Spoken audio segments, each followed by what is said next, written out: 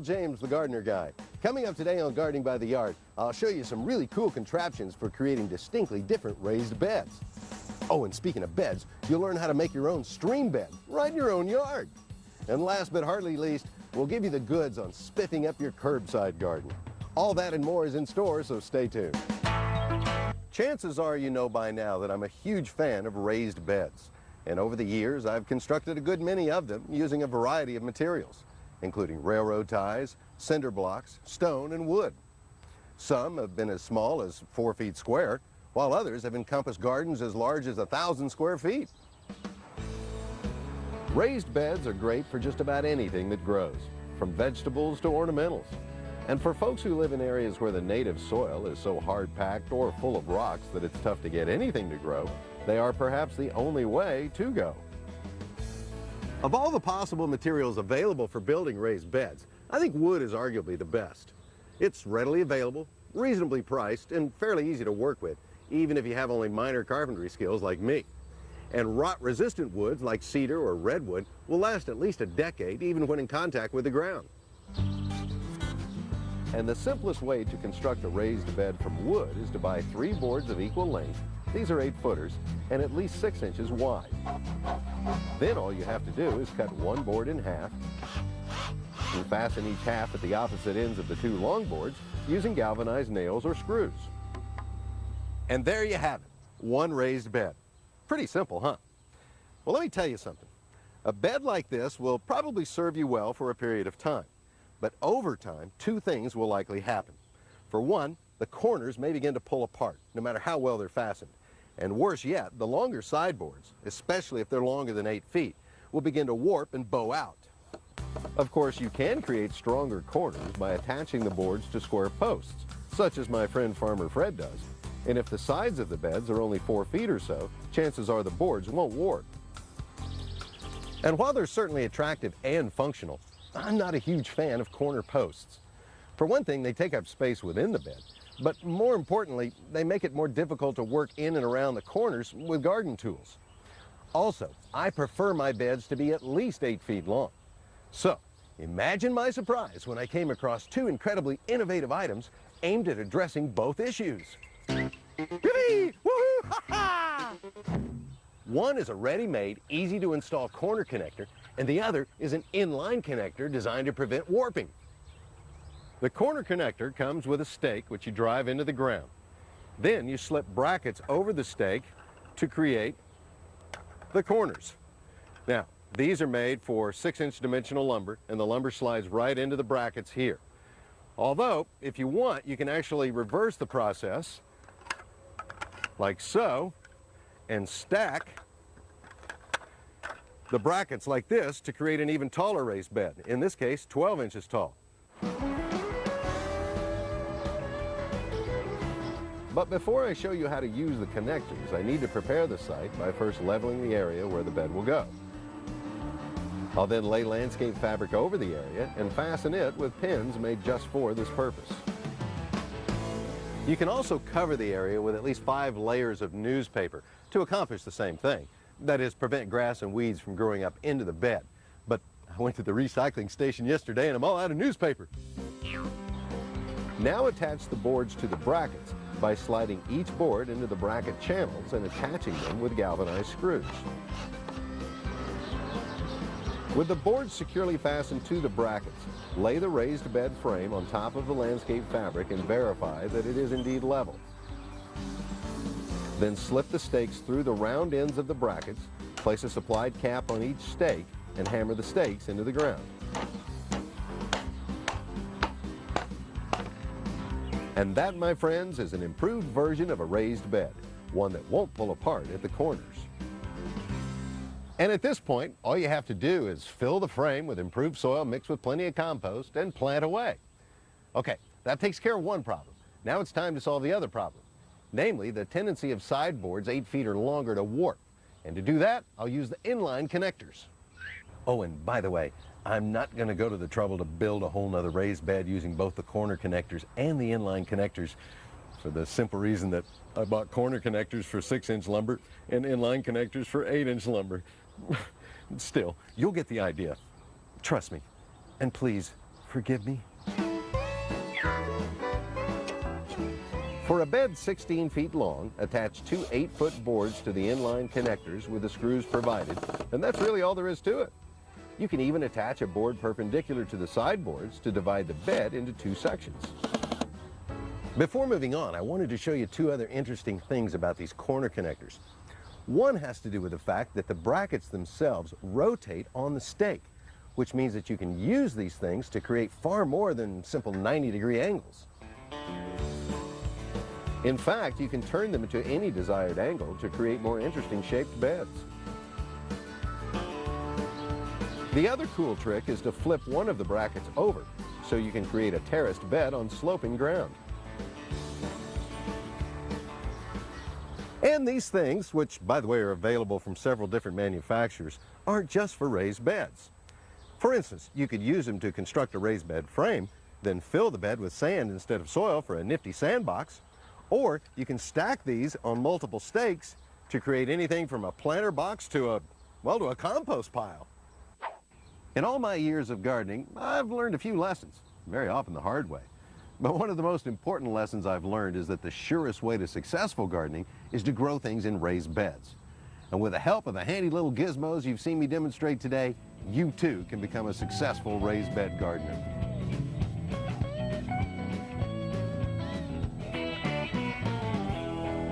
You know, one of the best things about going camping is finding a great campsite close to a running stream. So you can hear the sound of trickling water. Now imagine bringing that whole nature thing home with you by creating a stream bed right in your own backyard. We asked renowned landscape designer Michael Glassman of Sacramento, California, to show us how to create a little slice of peace and quiet and a little slice of the backyard.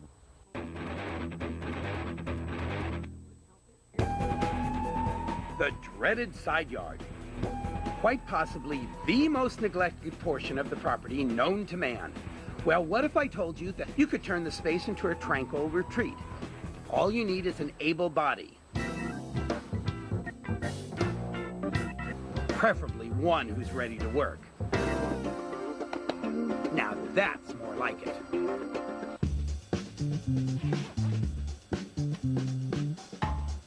Now, to prepare the area for our new stream bed, Jackie, our homeowner, is clearing out all the vegetation, gravel, and junk. And since you'll need electricity for the water pump, I recommend a dedicated circuit, which Jackie had professionally installed. Placement is extremely important when creating this water feature, and it may seem like I'm boxed in this little corner, but I've chosen this area because it's right in front of the living room window, so you get all this enjoyment from looking inside out. Now to get started, I'm going to outline the stream bed in flower, making a wider, deeper area for the pump and to give enough water to feed the stream.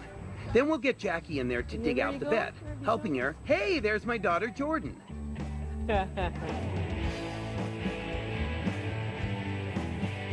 Notice how they mound the dirt around the perimeter, forming a lip. That keeps the water in and the mud out. If you have a rocky soil, you need something to insulate the liner so you don't pop a hole in it. So you could use sand, or you could use a newspaper, and you lay it in the bottom, and that will make a great insulator for your rubber liner. However, this soil looks great, so no insulation is necessary. We'll use this durable 45mm rubber liner and lay it in the hole, making sure it overlaps the lip by at least a foot. Okay, I think we're fine. The next step is to trim the liner. It's like baking a pie, Jackie. I don't bake. Work with me. Okay. Okay, you want to take the tape measure and you want to measure out about 12 inches from the edge, and that's so that rainwater doesn't come into the pond. And then we want to take the scissors and we actually want to cut a hole in the liner, and then we want to just go around and trim the liner. And as I said, it's like trimming a pie crust. If I baked. If you baked. Cut all the way around the perimeter, then get rid of the excess lining. These homemade garden pins will save money, and they'll secure the lining to the ground. Next, a starting point for the water. Hey, check out this beautiful monolith with a bamboo spout. PVC pipe is great for this project. It's easy to cut and has all kinds of connectors to fit the bends of the stream bed. Quick drying PVC glue bonds the pipes and the water pump together with a watertight seal. We're adding a drain pipe so the bed can be periodically emptied. And you see the pipe sticking up? That's where the water jet flows over the rocks, fast or slow depending on the nearby valve. Well, that's it for day one. Next comes the real transformation.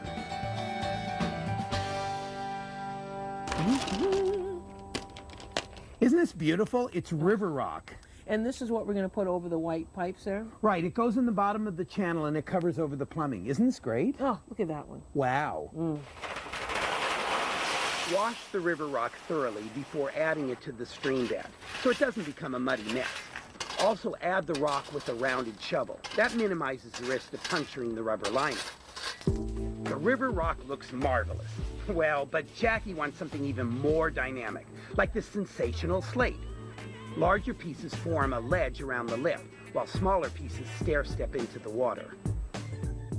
Jackie, what do you think? Oh, this is great. This is fabulous. I love this, Michael. I have to agree with you. I love the way the water ripples amongst the rocks. It really looks natural. But you know what it needs? What? It needs some softening. It needs some more pizzazz. It needs plants. And through the magic of television, instant plants. Now just look at these beauties. Japanese snowberries, serpentine cedars, Nandina, sago palms, a deciduous Japanese maple, along with some interesting ground covers, carpet roses, and mundo grass. The effect is absolutely stunning. Now, just in case you've forgotten, here's another look at that side yard before the stream bed and after.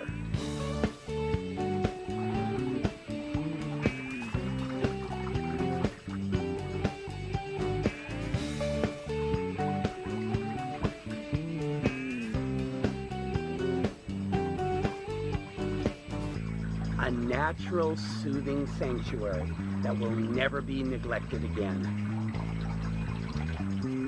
You've done it again, Michael. Created a paradise right in an ordinary backyard. Jackie says she enjoys the stream bed every single day, rain or shine, because she can see it from the kitchen window as well as the living room window. Great job. Topic of great debate in newspaper editorials, or the source of great pride on city streets. I'm talking about Curbside Gardens, the area between the street and the sidewalk. Found in many neighborhoods around the country, these small plots of land are also called parking strips, utility strips, or tree lawns. They're usually owned by the municipality, but maintained by the homeowner, which can be a bit confusing when it comes to who's responsible for taking care of the space. So to clear up this issue, and at the same time get some great curbside gardening tips, we visited Seattle garden writer Claire Hagen-Dole. Yarrow is extremely drought tolerant, does really well in a planting strip. That's just one of the plants that Claire uses to add a little curb appeal to a curbside garden. These petite public patches can be a sight for sore eyes or an eyesore. And because the land technically doesn't belong to the homeowner, it's hard to know what can or can't be done with the strip. We had a lawn out here and nobody in my family wanted to take care of it, and it looked terrible all the time. And in the summer it gets really dry, and I don't want to have to lug a hose out here. So instead of tearing her hair out, Claire decided to tear her lawn out, but not before pounding the pavement of her Seattle suburb. The first thing you should do is talk to your neighbors and make sure that it's an acceptable landscaping choice for other people in your neighborhood. I find a lot of treasures down here. Then, of course, there are city rules and regulations. Claire suggests checking with the Department of Transportation for city codes detailing plant selection and height limitations for curbside gardens. Take this corn, for example. It looks like a good use of the land until it begins dangerously obstructing the view of motorists. Same with tall trees that can get tangled in overhead power lines. So iron out the red tape first, then get ready to start a new trend in the neighborhood. It's been fun to watch the reaction of other neighbors because I've noticed when someone on a street does this, then within a year there's probably 2 or 3 on the same street that do it, and then a year later 2 or 3 more. This is purple coneflower. This is a prairie flower that is used to very dry soil. Now, Claire's curbside garden hasn't always looked this lush. Since it sits flush against the street, it's constantly pummeled with hot, dry wind and car exhaust. Even with the wet Pacific Northwest weather, the microclimate between street and sidewalk needs special consideration. In a curbside garden, because it's very dry, you're not likely to want to come out and water it. It's a good idea to choose drought-tolerant plants. Something else these plants need to tolerate is foot traffic. Stepping stones are the desired path, but for drivers pulling up to the curb, the path more traveled is usually Claire's resilient wild strawberry and creeping thyme ground cover. When people get out of their car, they don't want to have to align their car next to the stepping stones, and they'll get out and they'll just walk on it. So you don't want to have a mound right next to the curb where they can't get out, or a plant that makes it difficult for them to get out. Then there's the occasional evidence of an animal scampering through the garden. But according to Claire, the problems with her curbside garden are few. You do need to do a bit of weeding, but I'd rather come out and weed than come out and mow a lawn. So do you think that these things... Claire's neighbors seem to agree. This little sedum is called Vera Jameson. She's become her street's go-to gal for plant selection and advice. It will have pretty pink blossoms on it. A common recommendation she makes is to allow plant choices in the front yard to spill across the sidewalk into the planting strip. This sedum has made the leap, as has the raised characteristic of this curbside garden. Now, in some cities, there are regulations on the amount of vegetation versus landscaping materials like rocks that can be used, so it's best to check the rules in your area. Another question Claire is often asked pertains to food crops planted so close to the road. A lot of people do plant food in their planting strip. I think there's some concern about eating leafy greens that are next to a street where exhaust is hitting them, but other things that can be washed are probably fine. Whether it's fruits, flowers, or foliage, transforming your curbside garden can bring a wealth of gifts to both you and your community. The plants help to purify the air where the air needs purifying the most, right by the road. They add beauty and interest to the neighborhood. Motorists enjoy a much more picturesque commute. Pedestrians are strolling the sidewalks again. Citizens are taking more pride in their communities. And maybe the best benefit of all, It's a great way to meet your neighbors. right mighty neighborly of you, Claire. And once again, before you begin renovations on your curbside space, make sure you check with the city to find out if there are any restrictions. In other words, do your homework, then plant away.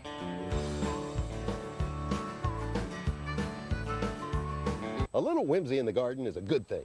At least that's what I always say. And today I'm going to demonstrate that philosophy with a creation I call Pablos Chair.